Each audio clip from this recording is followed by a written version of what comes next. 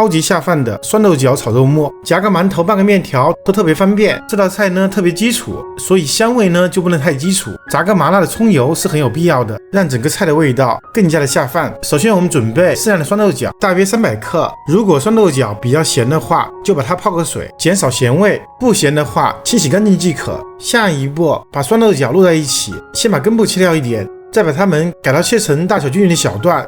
全部切好后，先放入个盘中备用。我们再多一点肉末，大约200克，最好是三肥七瘦。这个肉末不需要剁得太细，有一定的颗粒感，吃起来才会更香。为了增加营养和风味，准备一根清洗干净的红心胡萝卜，先用刀把两头分别切掉一点，接着用刮刀刮去它的外皮，再把它对半切开，1分为2，再1分为4，然后把胡萝卜条改刀切成小丁，大小和酸豆角差不多即可。至于配料方面，适量的辣椒段、花椒，适量的小葱段和香菜段，另外姜末和蒜末也是必不可少，它们要尽量的剁得细一点。下一步起锅烧水，加入点盐，入个底味，盖上盖子，开大火煮沸。水开后打开盖子，下入全部的胡萝卜小丁，就这样煮3到5分钟，要把胡萝卜煮熟煮透。时间到立刻倒出来，放入冷水中把它们过凉，简单清洗一下，沥水备用。下一步，朝锅中加入适量的植物油，油温4成左右。我们先放入全部的小葱段、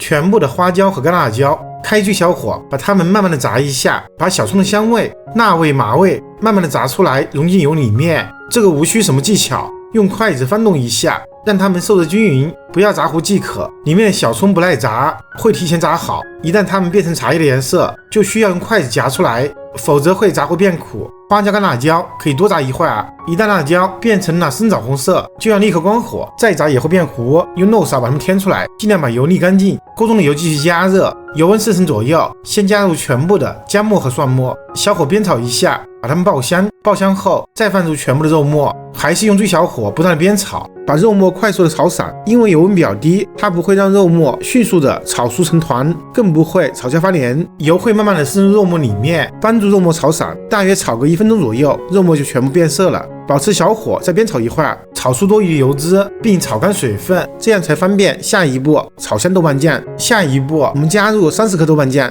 还是用小火不断的煸炒，把豆瓣酱炒干、炒香、炒酥，炒出红油，去除豆瓣酱的豆腥味，一直把肉末全部炒上色了。再加入全部的酸豆角、全部的胡萝卜小丁，然后加入1勺黄酒或者料酒，加入生抽10克，加入蚝油5克，最后加入1点白糖、1点味精。开大火翻炒均匀，炒出锅气。起锅前加入全部的香菜末，翻炒几下，炒出香味即可起锅装盘。一份香辣开胃、超级下饭的酸豆角炒肉末就完成了。我是大叔阿斗，我们下个视频见。